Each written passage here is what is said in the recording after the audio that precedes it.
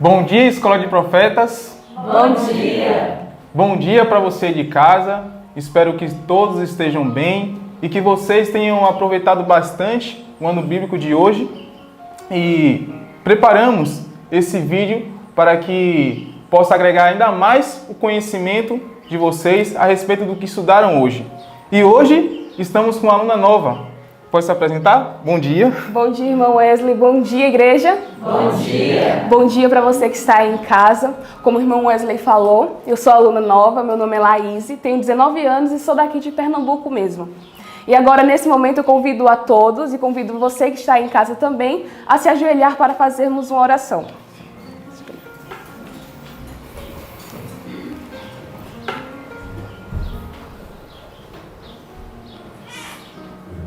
Senhor Deus e amado Pai, nesse momento nos colocamos mais uma vez, Senhor, diante do Teu trono, para Te agradecer por mais um dia que o Senhor tem nos concedido e porque Tua misericórdia, Pai, se renovou mais uma vez em nossa vida. Amém.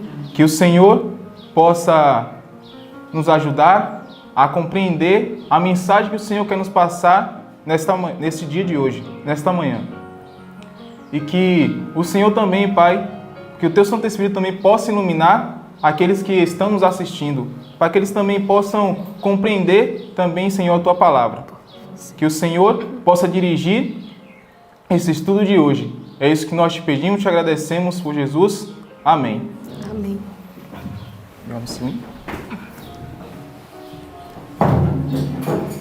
E para dar início ao nosso culto de adoração a Deus, eu peço a vocês que nos acompanhem com o hino 238, O Amor Nos Faz Contentes.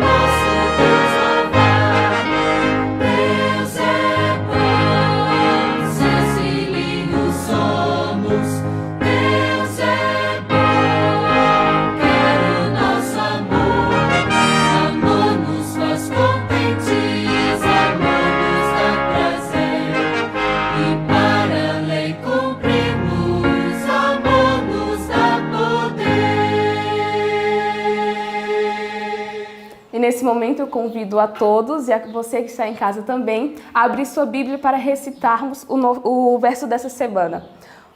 O verso dessa semana está no capítulo 12 do livro de São Lucas, do versículo 3 ao versículo 7. Vamos recitar no 3? 1, 2, 3. Lucas 12, do 3 ao 7. Porquanto tudo que em trevas dissestes, a luz será ouvido, e o que falastes ao ouvido no gabinete, sobre os telhados será apregoado. E digo-vos, amigos meus, não temais os que matam o corpo e, depois, não tem mais que fazer. Mas eu vos mostrarei a quem deveis temer. Temei aquele que, depois de matar, tem poder para lançar no inferno. Sim, vos digo, a esse temei. Não se vendem 5 passarinhos por 2 cetis, e nenhum deles está esquecido diante de Deus. E até os cabelos da vossa cabeça estão todos contados. Não temais, pois, mais valei vós do que muitos passarinhos. Lucas 12, do 3 ao 7.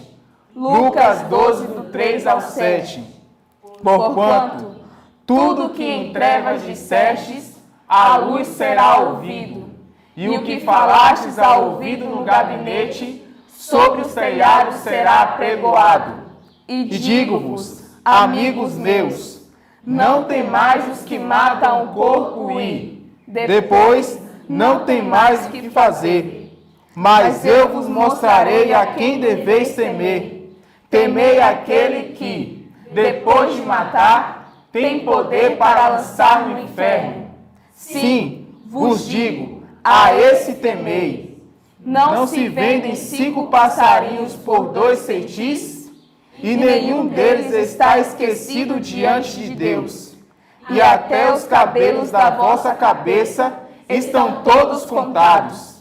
Não temais, pois, mais valeis vós do que muitos passarinhos. Lucas 12, do 3 ao 7.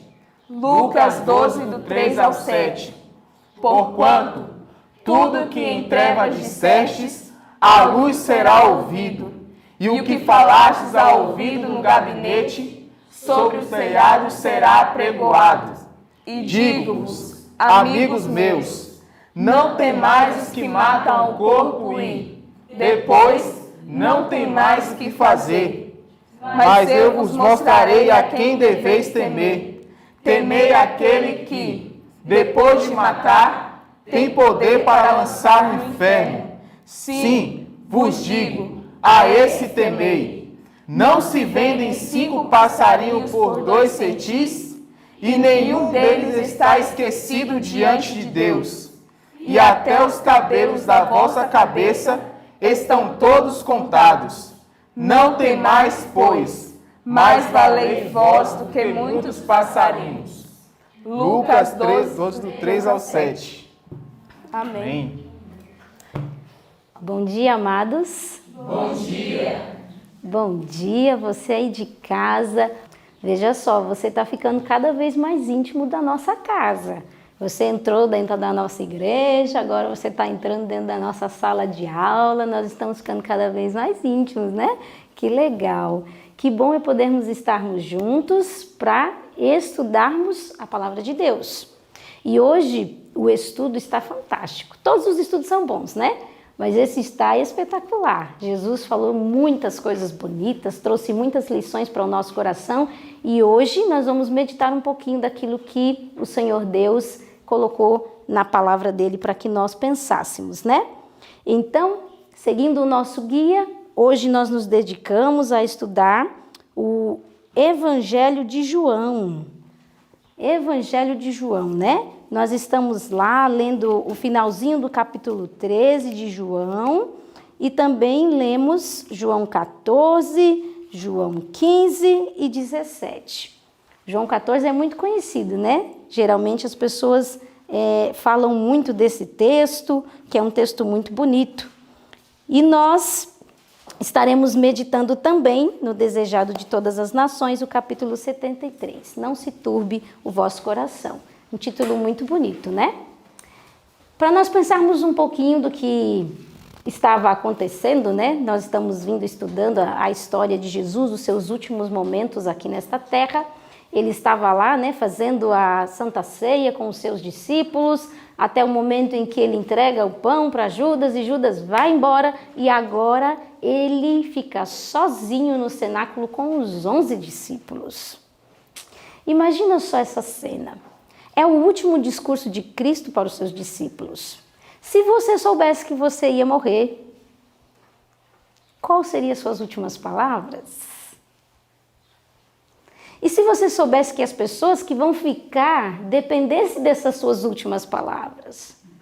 Jesus estava vivenciando esse momento. Ele estava ali com os 11 paradinho na sua frente e seriam aqueles 11 que tocariam a sua igreja aqui na terra. Quais palavras Jesus falaria para aqueles corações? O último legado deixado por Cristo foi um legado de paz. Lá em João 14, verso 27, ele fala para os discípulos: deixo-vos a paz, a minha paz vos dou. Não vou lá dou como o mundo dá. Não se turbe o vosso coração, nem se atemorize. Foi esse o legado que Cristo deixou para os seus discípulos, um legado de paz. As suas últimas palavras foram palavras cheias de esperança, de ânimo, não palavras de lamentação ou de tristeza porque iria sofrer. Pelo contrário, palavras de esperança, de ânimo.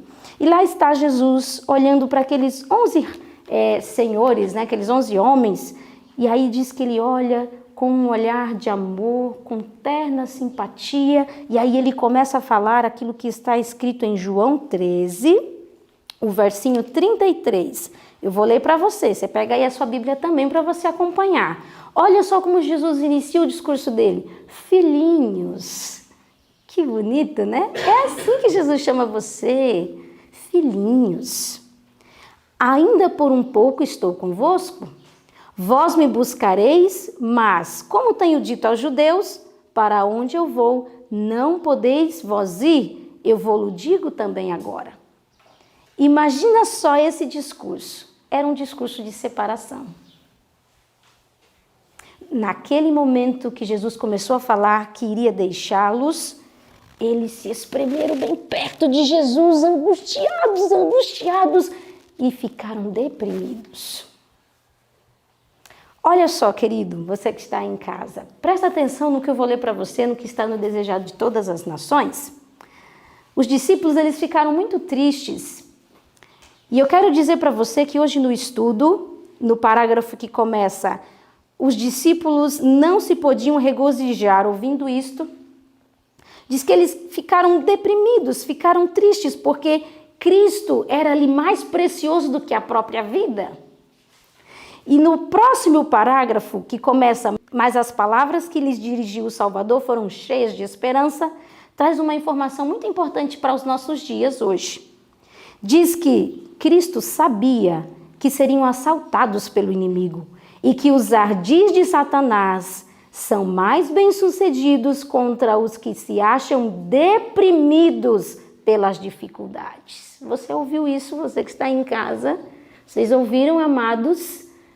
Aqui é claro em dizer que quando estamos deprimidos, quando somos assaltados pelas dificuldades e ficamos tristes, abatidos, né? A gente anda assim que nem um cachorrinho desamparado, diz que aí é que Satanás ganha força contra nós. Aí é que ele é mais bem-sucedido. Por isso, Jesus dirigiu para eles palavras de esperança. E sabe qual é a solução para a depressão, para o desânimo, para a angústia? Vou te dizer agora. Fê-los voltarem os pensamentos do exílio terrestre ao celeste lar. Jesus começou a falar para eles do que havia lá no alto. Fez com que eles erguessem os olhos para o lar celeste. É assim que se vence a depressão, o desânimo, a tristeza, o desamparo. Comece a olhar para o alto. Para de olhar para o terrestre, para aqui, para a terra. E aí, Jesus inicia falando aquilo que está no capítulo 14, que eu acredito que você tenha até decorado. Não se turbe o vosso coração. Crede em Deus, credes também em mim. Na casa de meu pai há muitas moradas. Se não fosse assim, eu vou-lhe teria dito, vou preparar-vos um lugar. O que Jesus estava dizendo? Eu estou indo. É uma separação, mas isso não é para sempre. Um dia eu vou voltar e eu vou buscar vocês. E eu vou levar vocês para ficarem juntinhos de mim. E quando eu for e vos preparar lugar, verso 3, virei outra vez e vos levarei para mim mesmo, para que onde eu estiver, estejais vós também. Decore esses textos, decore essa palavra que Jesus falou. Quando você estiver triste, lembra disso. Não se turbe o vosso coração. Creia em Deus, porque Ele subiu para preparar-vos um lugar. E aí, quando Jesus está falando esse discurso, Ele diz assim, verso 4, mas vós sabeis o caminho para qual eu vou. Aí Tomé, o duvidoso, fala assim, mas Senhor, eu não sei que caminho é esse. Qual é esse caminho que o Senhor está indo? E Jesus, com divina paciência, conduz a Tomé e fala, Tomé, aqui no versinho 6, eu sou o caminho, a verdade e a vida. Espera aí, quantos caminhos Jesus apontou? Um único caminho. Ele disse que Ele é o caminho. Perceba, não há vários caminhos para o céu. Só há um caminho para o céu. Você sabia, amigo aí de casa? Só há um caminho para o céu. E esse caminho é Cristo Jesus. O caminho não está, veja só o que eu vou te dizer, o caminho não está através de nenhum santo, o caminho não está através de nenhum presbítero, nenhum bispo, nem mesmo um papa. O caminho é unicamente Cristo Jesus. Ele é o único caminho pelo qual podemos ter acesso a Deus. E é nele que nós temos que nos fiar e depender. E Jesus ensinou isso falando para Tomé. Olha só que interessante. E aí, continuando aqui no capítulo 14, verso 7, diz, se vós me conheceis a mim, também conhecereis a meu Pai, e já desde agora o conheceis e o tendes visto.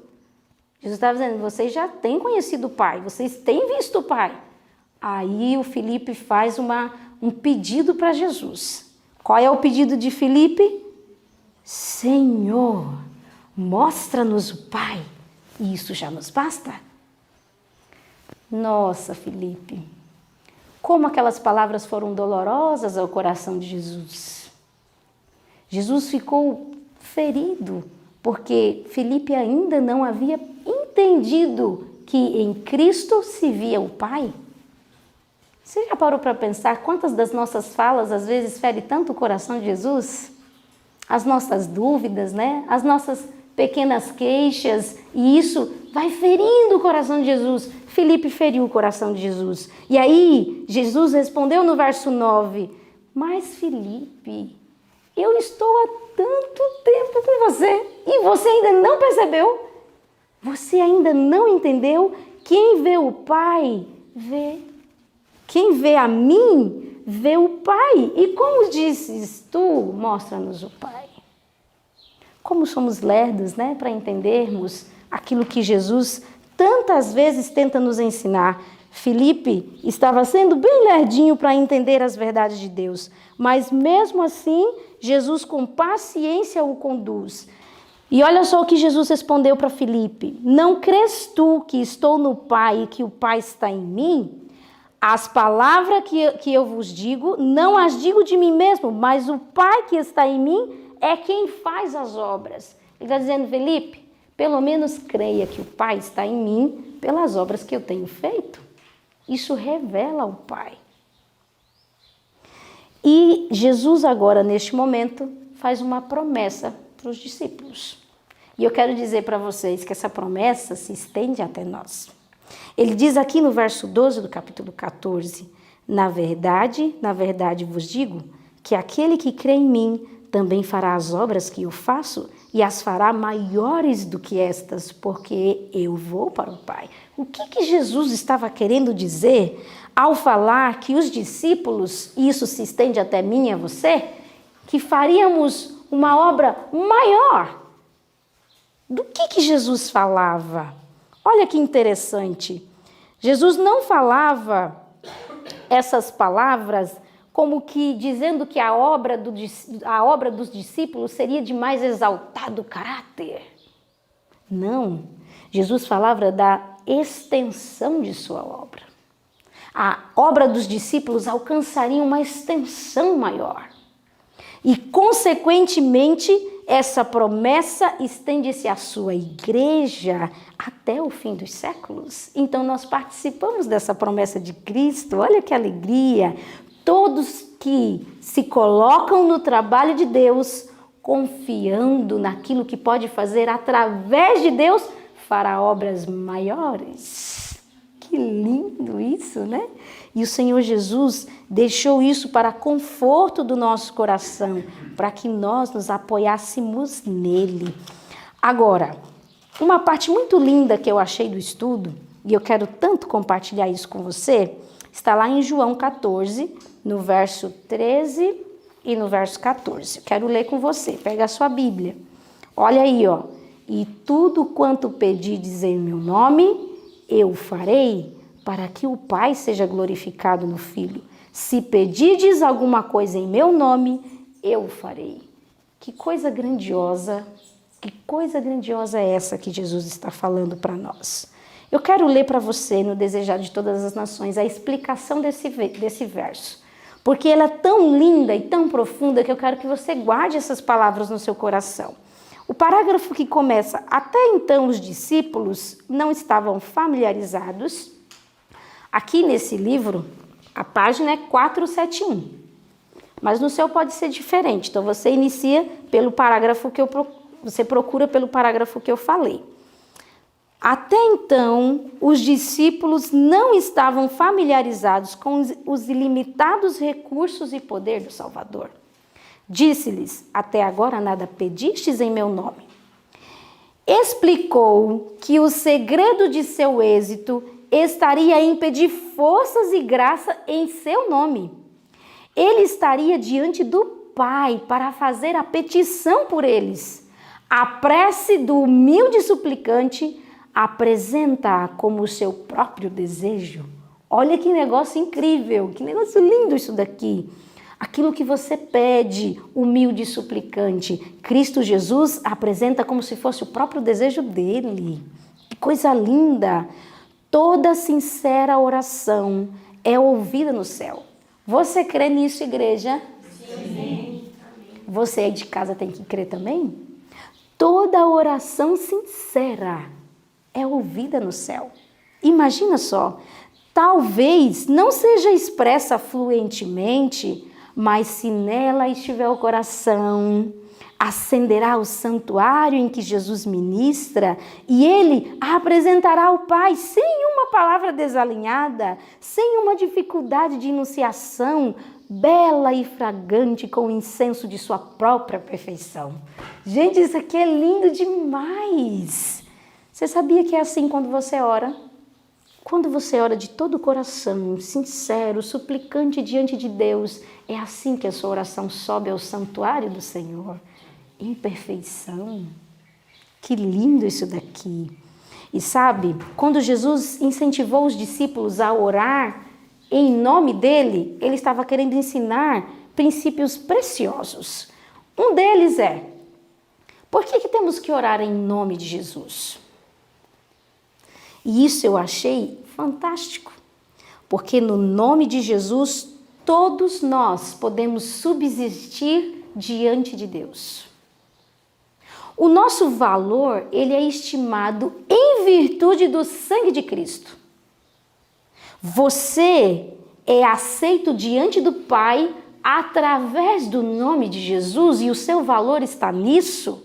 E eu quero te dizer uma outra coisa tão linda e tão importante, que é com um parágrafo que começa, o Senhor fica decepcionado. Eu li esse parágrafo ontem para os alunos.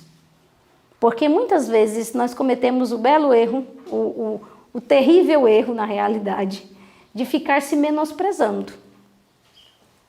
Eu não sei fazer nada, eu não sei falar, eu sou assim, miserável. A gente começa a se depreciar, né? Se diminuir. E olha só o que o Senhor Deus trouxe no estudo de hoje. O Senhor fica decepcionado quando o seu povo se estima de pouco valor. Deus fica triste. Deseja que sua escolhida herança se avalie segundo o preço que ele lhe deu. Qual foi o teu preço, pecador? Foi o sangue de Cristo. Está aí o seu valor. Está aí a sua importância.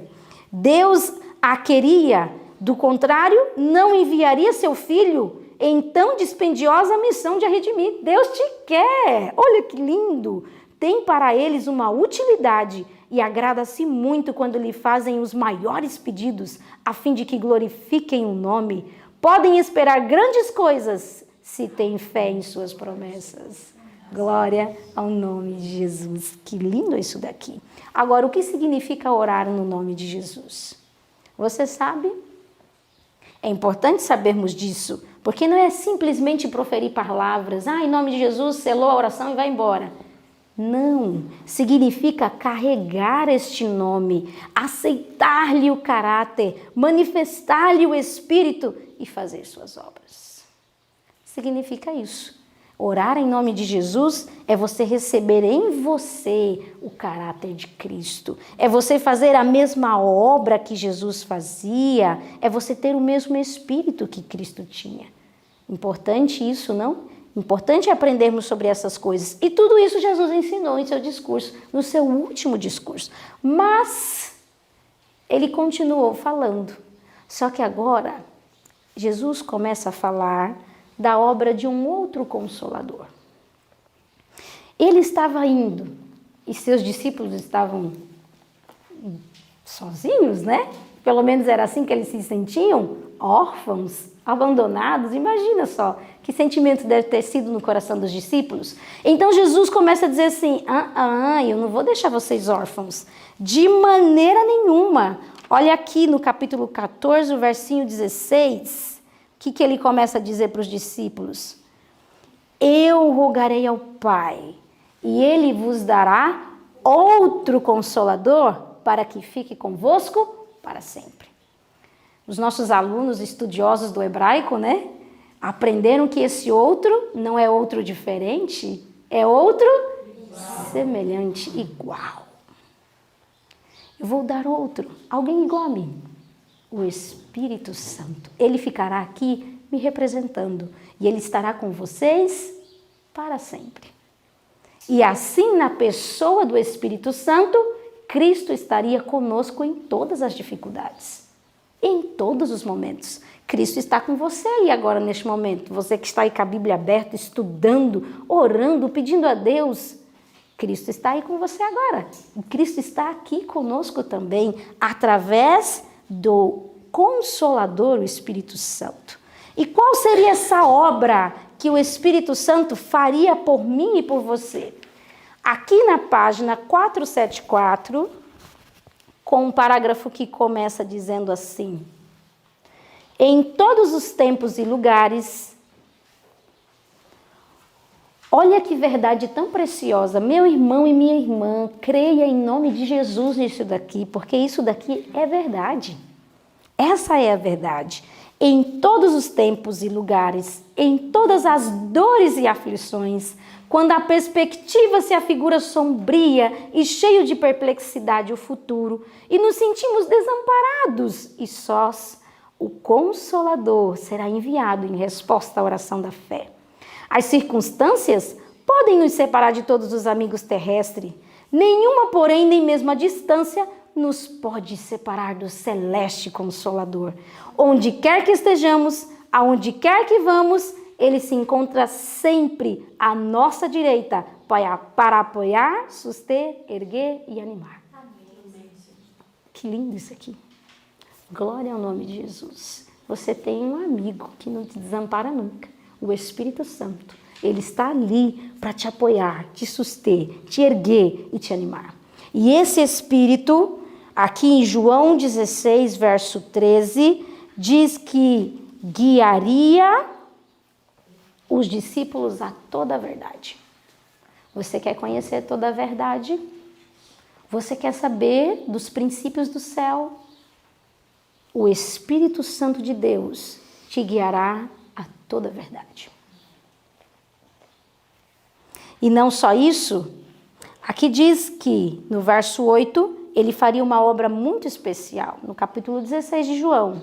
E quando ele vier, convencerá o mundo do pecado, da justiça e do juízo. Quem é que convence do pecado? O Espírito Santo. Às vezes a gente cai na besteira de pensar que é o que a gente fala, né? Que é o que a gente prega, mas a nossa pregação é inútil se não for acompanhado do poder do Espírito de Deus, que é aquele que converte o coração, que alcança as pessoas. E você sabe que o pecado que o Espírito Santo convenceria está descrito no verso 9. Do pecado, porque não creem em mim. O Espírito Santo nos convenceria da incredulidade, da dureza de coração, de não confiar em Cristo, de não confiar em Jesus. E esse Espírito Santo foi prometido para a sua igreja, para o seu povo, para mim e para você. E você pode pedir, rogar por esse Espírito. E sabe, Jesus falou essas palavras animando o coração dos discípulos, e eles realmente ficaram animados, mas ainda havia aquele clima assim meio de mistério, o que vai acontecer a partir de agora? E diz que eles cantaram um hino. Você sabe qual foi o hino que eles cantaram? No estudo de hoje falou qual foi o hino que eles cantaram. Que legal isso, né? Eles cantaram o Salmo 117. E eles louvaram esse salmo, e aí então eles saíram do cenáculo. E lá estava Jesus andando com os seus discípulos.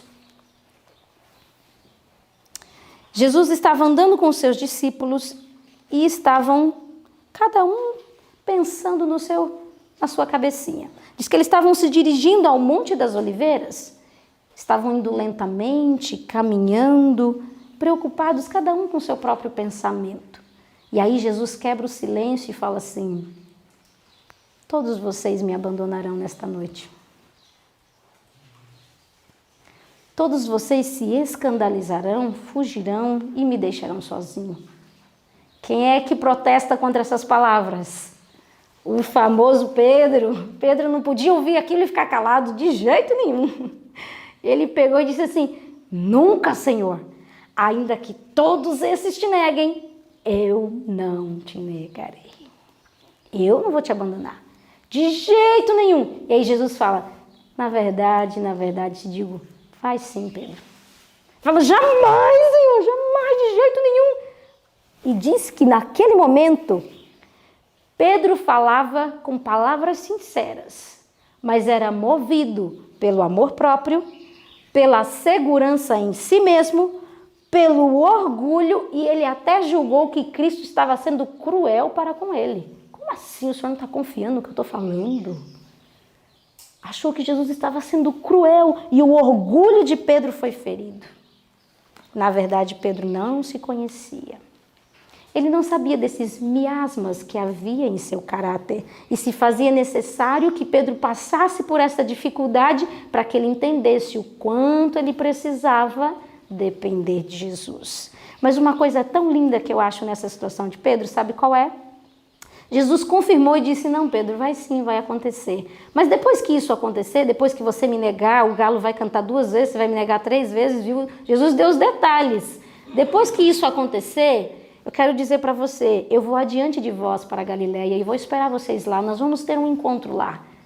Nessas palavras, Cristo estava dizendo: antes que o negasse, Pedro estava recebendo a certeza do perdão. Você consegue imaginar o quanto isso é maravilhoso? Antes que Pedro negasse, Jesus já estava dando a certeza do perdão. Pedro, mas eu vou te encontrar lá na Galileia. Eu vou te perdoar, Pedro. E ainda eu vou restaurar ainda o seu caráter. Você realmente vai ficar restaurado e transformado. Que glorioso é pensar dessa maneira como Cristo guia as suas ovelhas. E assim Ele guia nós. E é neste momento que Jesus fala daquele momento tão especial sobre a videira. Acho que todos nós já estudamos, né, o capítulo 15 de João e já decoramos, né, aquilo que Cristo vem falando sobre a videira e os ramos. E é interessante observar que quando Cristo estava falando isso, realmente ele estava vendo uma videira. Diz que a lua clara iluminou uma videira e aí ele olhou para aquela videira e disse: eu sou a videira verdadeira. Isso está lá em João, capítulo 15, verso 1. Eu sou a videira verdadeira e meu pai é o lavrador. Olha que interessante. Por que Cristo usa uma videira? O que Jesus estava querendo ensinar? A videira, para poder crescer, ela vai se agarrando, né? Vai se agarrando naquilo que você coloca como apoio, e aí ela vai crescendo e subindo até chegar às mais altas alturas, mas ela cresce agarrada em algo. Assim Cristo estava querendo ensinar aos discípulos, para que vocês cresçam, vocês precisam estar agarrados a mim. E eu quero dizer para vocês as palavras que Cristo disse aqui em João, capítulo 15, o verso 5, olha só o que está escrito aqui. Eu sou a videira, vós as varas, quem está em mim e eu nele, esse dá muito fruto, porque sem mim nada podemos fazer. Você e eu somos enxertados nesta videira. E quando fomos enxertados, quando se enxerta, né, uma vara numa videira, a fibra com a outra fibra vai se juntando, vai se imergindo no tronco para que se tenha vida. E assim é, ó pecador, com Cristo Jesus. O pecador une a sua fraqueza à força de Cristo. Esse é o parágrafo, eu sou a videira, vós as varas. E aqui diz que na nossa fragilidade nós podemos nos ligar à resistência do Salvador. Assim, o pecador possui a mente de Cristo, sua humanidade tocou a nossa e nossa humanidade tocou a divindade. Assim, pela operação do Espírito Santo, o homem torna-se participante da natureza divina e é aceito no amado. O que é isso que Jesus estava nos ensinando ao falar sobre a vara que era enxertada na videira? E ele diz que essa vara dá muito fruto, no verso 8 ele fala sobre isso no capítulo 15. Que frutos são esses? O fruto do Espírito Santo. Aquele que está em Cristo dá o fruto da santidade, dá o fruto do amor. E assim somos conhecidos como seus discípulos. O verso 7 do capítulo 15 diz: se vós estiverdes em mim e as minhas palavras estiverem em vós, pedirei tudo o que quiserdes e vos será feito. De que maneira se dá fruto? Jesus não fica atropelando para que demos frutos. Ele diz, as minhas palavras têm que estar em vocês. Que preciosas lições Jesus nos ensinou. E o estudo ele encerra com o capítulo 17. No capítulo 17, Jesus, como consagrado sumo sacerdote, ele ora pelos discípulos. Mas o verso 20, ele faz uma oração um tanto especial. E não rogo somente por estes, mas também por aqueles que pela tua palavra hão de crer em mim. Queridos, que precioso é saber disso. Você que está em casa, Jesus orou pela tua vida. Como um sumo sacerdote, ele intercedeu pela sua história. Ele intercedeu por mim também, intercedeu por vocês que estão aqui. Jesus orou por nós, para que a nossa fé não se desfalecesse, para que nós crescêssemos e confiássemos nele. Você já parou para pensar que essa oração reverbera até os dias de hoje e alcança a tua vida? Essa oração que Cristo fez lá em prol dos discípulos e de você e de mim, ela ainda está queimando diante do trono de Deus. Ela não se apagou. Que você creia nisso. Quando vierem as dificuldades, os problemas, quando vierem as provas e tentações, eu quero que você lembre desse versículo de João 17, verso 20. Jesus orou pela tua vida, para que você não desfalecesse, para que você fosse vitorioso em Cristo Jesus e que todas essas palavras ficassem dentro do teu coração. Que nesse dia você seja tremendamente abençoado com todas essas lições que o Senhor Jesus nos deu no seu último discurso. Que palavras que nos inspiram esperança e confiança naquele que tudo pode. Você é aceito no amado. Louvado seja o Senhor. Quero convidar vocês a orarem e também a você de casa a dobrar os joelhos e orarmos ao Senhor.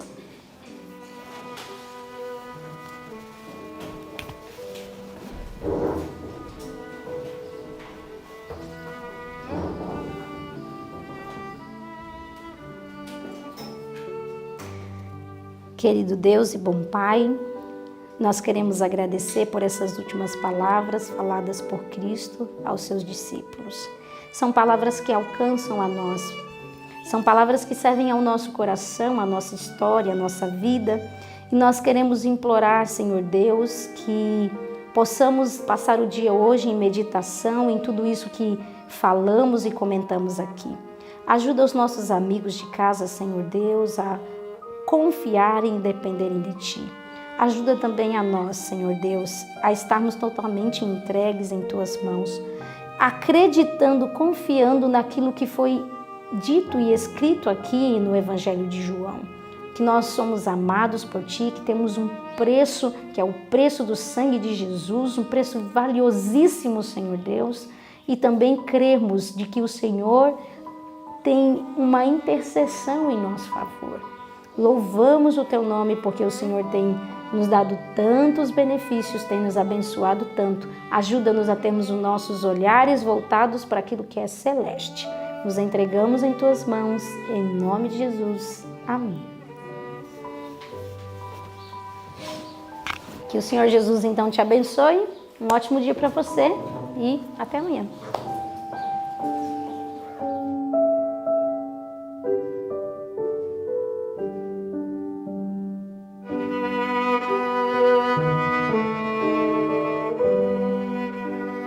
Música